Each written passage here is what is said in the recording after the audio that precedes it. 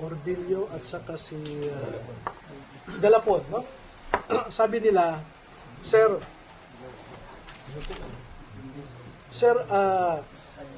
ito po yung recollection namin sa nangyari kay Senator Loren.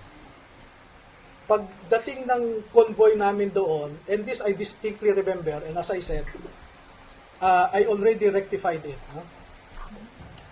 Pagdating namin doon, unang sasakyan, yung sasakyan ni Saldico, sabi nila, back up kami. No? Paghinto namin sa gate nung number 40 Cambridge Street, maalala pa namin yung gate ay gawa ng kahoy, sabi nila no? Gawa ng kahoy.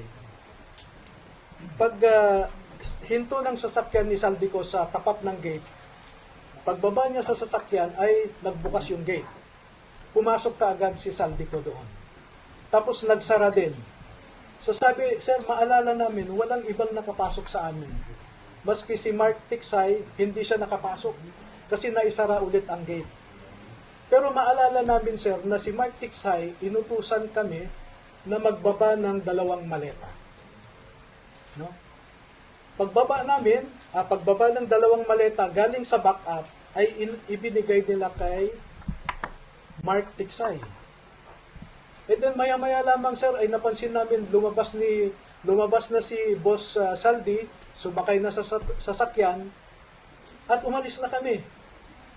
So ang maalala namin, Sir, with due respect, pasensya na, sabi, wala kaming nakitang maleta na nakapasok doon sa gate. Kasi nung ibinaba namin ay biglang lumabas din si Saldico. So sabi ko, sigurado kayo? Yes. Gumawa kayo ng statement na ganyan, no? So ang ginawa ko po noong March ay pinapirma ko po sila. At dahil hindi ko naman kilala o wala naman akong access kay Senator Loren, pinakiusapan ko si Mike Defensor, no? Sec Mike, ako, may access ka ba kay Senator Loren? Bakit? Sabi niya, ganito yung sinasabi ng 2 sundalo. Ibinigay ko po sa kanya yung sinabi ng 2 sundalo. Sabi ko, inaamin nila pagkakamali nila.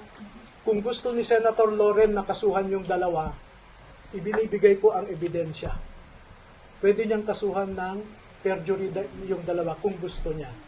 Pero as I said, we are man enough to admit a mistake and brave enough to rectify it.